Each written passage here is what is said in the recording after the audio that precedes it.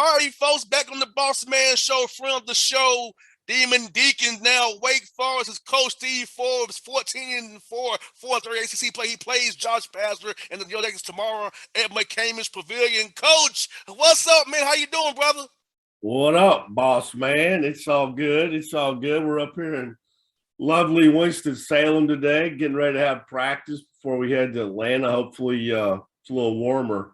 It's in not. Atlanta.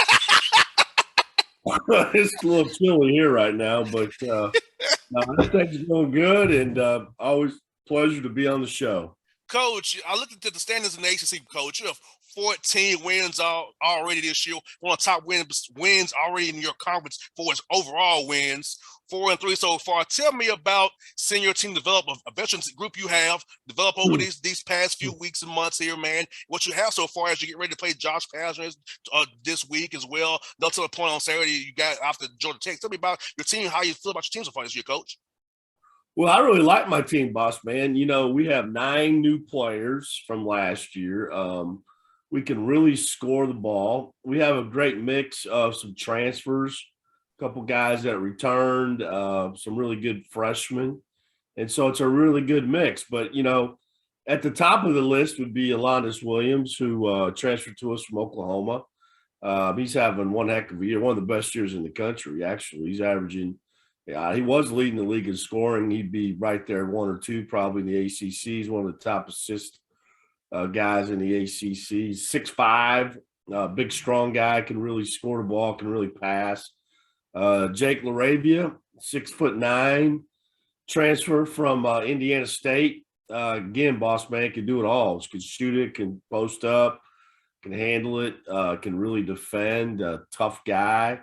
Got a transfer from Colorado, Dallas Walton at 7 foot, and a 6'10" transfer, Hadim C from Ole Miss, and then Isaiah Musius returns. He's shooting the 3 at a really high level at 6'8". Davian Williamson, you know, what Davian played for me at East Tennessee State. So those guys, you know, are really the core group of our team. They have a lot of experience. A couple of them have NCAA tournament experience, which really helped our guys this year. And you know, we're one of the better offensive teams in the country. You know, we can really score the ball, and so we've been playing well. Got a really nice win on Saturday at Virginia. We hadn't won at Virginia. Wake hadn't won at Virginia since 2010, and so wow, I was still in school then. Stop. You know, heck, I was at Tennessee then. Jeez, that's how long ago that's been. But it was a great win, and really proud of my team. But as you know, in the ACC, it's just can't celebrate too much because it's, you know, you got the next one's always a hard one, and obviously we're headed down there. Actually, listen to this. I found out yesterday, I don't think Wake has won at Georgia Tech since 2004. And so that's a crazy number. I'm not going to ask you where you were at in 2004. You know, high school. Oh, you were in high school. Oh, okay. All right. Yeah, I was still Tennessee State as a grad guy in 2010. So I was actually high school then, junior high school. I think I was at Texas A&M, maybe. I don't remember. It's been so long. I can't remember that long. So it's been a long time, and we know we're going to have our hands full tomorrow night. Yeah, I was at Mays High School down the street from the arena. They got some players in Mays. I know Mays. Yeah, that's where I was at. Mays High School 04, coach, where I was at, man. And I tell me, Mitchell Alondas, coach, 20 points a game. But I like what he's doing for you. Defenses have to give him attention. So we got other guys the ball too. He makes the right play a lot, coach, too, as well. Yeah. He's a very unselfish guy. He makes the right basketball play and trusts his teammates to make shots for him as well. Well, you know, it's funny you said that. He does get a lot of attention. I said this the other day, man, about man. I said he's seen the nickel defense, the prevent defense, the 4-6, the 6-2, the 5-5. I mean, he's seen it all, man. And it's interesting because at Oklahoma, he was just a guy, you know, and so he was on the scouting report, but he wasn't the scouting report at the top. And now he's at the top of the scouting report. And so, you know, he's handled that very well. And he's made a couple passes. He threw a game-winning skip pass to Isaiah Musius when we beat Charlotte at the buzzer down there in Charlotte. And he made a great pass for the game-tying play with 5 seconds left to tie up Syracuse. So he's not a guy that feels like he has to take the last shot. You know what I mean? He'll find his teammates, and I think that's what makes our team good is that they trust each other, they like each other, and they'll share the ball. No doubt, because I was going to say, Coach, the ball is energy. If you know a guy's going to pass you the rock, if you're over a good to great shot, you'll be ready to go. But when you have a black hole, as some guys can be, it ain't getting to you. I'll be in the corner sitting here giving him spacing. I'm not getting that ball. But Alondas is a guy that's going to give you the ball. If he gets double teamed, he'll give you opportunity to make a play, which I like because when you trust your guys, it comes in handy in February, in March when it really counts. We always say shot created, shot taken, and you're right. That goes a long ways. And sometimes when you have a guy that dominates the ball like that, it's hard for other players to play with him. And he's a guy that's not that way. And Jake's too. Jake's the same way, boss man. He sometimes, to be honest with you, I get on Jake that he needs to shoot the ball more. I think he's a little too unselfish at times. And, sometimes you got to have some selfish in you. You got to go get a basket. Now he did that a couple times, 3 or 4 times against Virginia on Saturday. He just went at the guy and scored. And so there's a time and place for that too, but we've got good chemistry, and that's going to go a long ways down the stretch. And Coach, I like this too, man. You've won 3 overtime games this year. You're the cardiac kids, but you're doing it early though, because you don't get down those live reps of late game situations. Because in practice, more time on the clock. We all know it's not the same thing when you're playing against another team. So 3 overtime wins, tough. Getting that callus on them as a team to be able to know if February and March comes around, if it gets down tight, we're not going to be scared. We've experienced this already. We've won these games. We can get the job done no matter what. Well, you're right. That's why I'm bald. Okay, is because I've lost a lot of hair, over the years in these close games. But yeah, you're right. We've had our share, and we've come out on the front end of all those. We had started with Oregon State early in November or around Thanksgiving. We didn't play particularly well to win it, but we got in that situation and found a way to win. Then we came right back home and we beat Northwestern in overtime. Jake made a big time play. Then we turned around and beat Charlotte on a great last second play. And then we beat Syracuse in overtime. And so, yes. And then, honestly, against Virginia, and as you know, all these ACC games are going to come down to the last 4 or 5 minutes. And, we were down 47-40 with 10 to go. Went on a 13-0, 13-2 run and took the lead and won the game. And, but we won that game on defense. It wasn't just the offense. We got a lot of stops. We got 7 in a row at one point, and so you can win the game playing defense too. Most definitely, and I feel like that coach is get that good tape to your guys. You can get stops when it counts. I've seen you do it. Let's try to get 8 stops in a row. Let's try to get 9. So I feel like when guys put that on tape, you got that to show them in film session. Hey, you all can do this. So let's do it. Oh, no question. Defense travels. Yes. Offense can leave you sometimes. I mean, that's just the way it goes. And sometimes their defense is really good too. And so, you've got to be able to get stops. We try to get 3 stops in a row. We chart that during the game. We call that a kill. And if we get 7 of those during the game, we're going to probably have a really good chance to win. And then when you get 7 in a row at one time, we call that roadkill. But that. No, I don't know. I just kind of made that one up. But it's just you're right. You got a defense is something that is constant and it's something that travels. And so we'll have to play really good defense tomorrow night because Georgia Tech with the DeVoe and Usher, those guys are really good players, and Coach Pazer's system is different offensively than most teams in our league. They run a lot of that Princeton open style play, then they do a lot of back cutting and a lot of curl, a lot of reading. You got to read and react, and so you got to be ready to play. Most definitely, coaches. Like I said, also the defense. Josh does a good job with those zones. Go man, go zone, 1-3-1 match, mixing and matching. I'll tell you what, man. the record does not really show how hard they've been playing this year and how tough they are to play, because sometimes they have scoring droughts, but defensively they're there every night. Oh, I've seen it. I don't, their record's a bit of a reflection of they've had some injuries, they've had some COVID pause, they've had some adversity. They lost two great players from last year, Alvarado and the big kid.